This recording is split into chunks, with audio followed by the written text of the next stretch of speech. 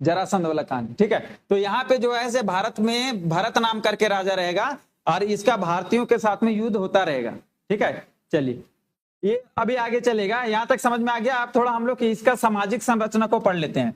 इसको पढ़ लेंगे, सामाजिक संरचना। कौन सी संरचना? सामाजिक संरचना।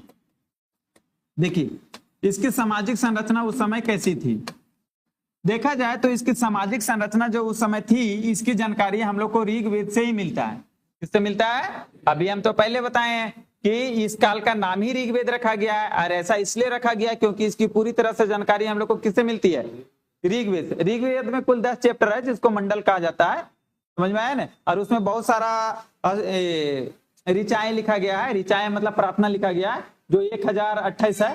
ये सब आपको बाद में अलग से पुस्तक जब पढ़ाएंगे वहां पे रटा देंगे, ठीक है। तो इसकी जानकारी जो है हम लोग को ऋग्वेद से मिली है। सामाजिक संरचना की जानकारी हम लोग को किससे मिली है? ऋग्वेद में भी 10वां मंडल से। कौन सा मंडल से? 10वां मंडल में एक चैप्टर है जिसका नाम है पुरुष सूक्त। क्या नाम है? पुरुष सूक्त। तो ऋग्वेद के 10वां मंडल के पुरुष सूक्त से हम लोग को जानकारी मिलती है, जिसमें बताया गया है कि भारतीय समाज उस समय 4 भागों में बटा हुआ था। कितना भागों में बटा हुआ था? 4 भागों में। और ये चारों भाग में से सबसे ऊपर भाग पे जो था उसको ब्राह्मण कहा गया। क्या कहा गया? ब्राह्मण। इसके नीचे जो होते थे उनको क्षत्रिय कहा गया। क्या कहा गया?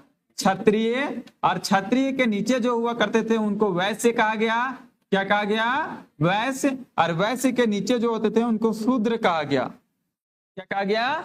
तो बताइए ऋग्वेद के 10वें मंडल के पुरुष सूक्त से हम लोग को किसकी जानकारी मिलती है? सामाजिक संरचना का, जिसमें से समाज में सबसे ऊपर लेवल पे कौन होता था? ब्राह्मण।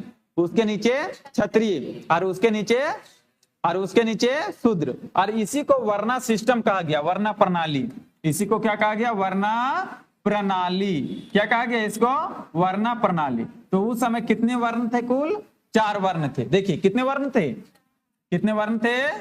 दिख रहा है? कितना वर्ण? 4 वर्ण। कितना वर्ण था? 4 वर्ण था।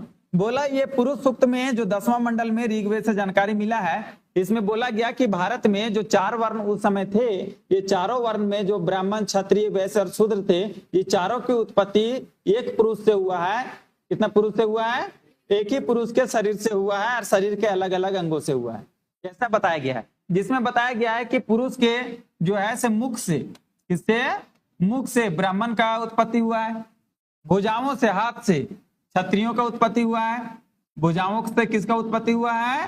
क्षत्रियों का। और जंघा से, पैर का जंघा, इससे, ठीक है, जंघा से जो है वैश्य का उत्पत्ति हुआ है।